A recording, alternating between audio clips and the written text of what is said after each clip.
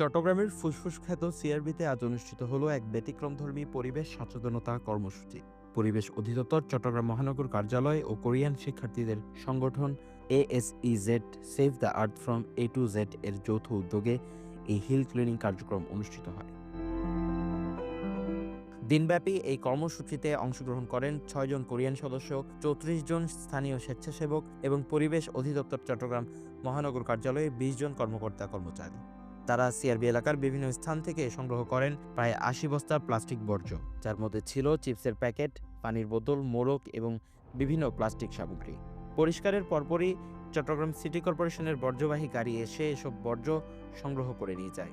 বিভিন্ন ভার্সিটি থেকে zero plastic 2040 এই স্লোগান নিয়ে পরিবেশগতভাবে সেমিনার করছি। এর দ্বারা আমরা জাতীয়দের কাছে পরিষ্কার পরিচ্ছন্ন সচেতনতা বৃদ্ধি করতে চাই এবং বাংলাদেশে পরিবেশের জন্য আমরা সাহায্য হতে চাই। এই জন্য আমরা যথাসাধ্য দিয়ে প্রচেষ্টা করব। আমাদের কোরিয়ান বন্ধুদের এই উদ্যোগ এবং পরিবেশের চট্টগ্রাম মহানগরীর কার্যক্রমে আমরা আসলে সামগ্রিকভাবে সকলকে অনুপ্রাণিত করছি এবং সবাই যাতে উদ্বুদ্ধ হয় এবং নিজের থেকে যাতে নিজের ঘর থেকে এই উদ্যোগটা গ্রহণ করে, যাতে প্লাস্টিক মুক্ত আমরা বাংলাদেশ গড়তে পারি। আর আমাদের এবারে বিশ্ব পরিবেশ দিবসের মূল প্রতিপাদ্য হচ্ছে বিট প্লাস্টিক পলিউশন। আর এই বিট প্লাস্টিক পলিউশনের একটা উদ্যোগ হিসাবে কোরিয়ান বন্ধুদের এই কার্যক্রমকে আমরা অত্যন্ত সাধুবাদ জানাই। এই কার্যক্রমের সূচনা করেন পরিবেশ অধিদপ্তর চট্টগ্রাম মহানগরের সম্মানিত পরিচালক সোনিয়া সুলতানা। তিনি বলেন, এই কার্যক্রমের মাধ্যমে শুধুমাত্র একটি এলাকা নয়, বরং নাগরিকদের মাঝে পরিবেশ রক্ষার ব্যাপারে সচেতনতা গড়ে তোলাই মূল লক্ষ্য।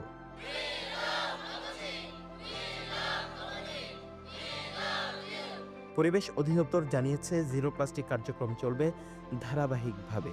আগামী শুক্রবার পতেঙ্গা সমুদ্র সৈকতেও এই ধরনের পরিচ্ছন্নতা অভিযান পরিচালনার পরিকল্পনা রয়েছে। নগরের প্রতিটি নাগরিকের ভূমিকা রয়েছে প্লাস্টিক দূষণ রোধে। ব্যক্তি থেকে প্রাতিষ্ঠানিক পর্যায়ে পরিবেশ বান্ধব চিন্তাভাবনা ও অভ্যাস গড়ে উঠলেই গড়ে উঠবে একটি টেকসই সচেতন শহর।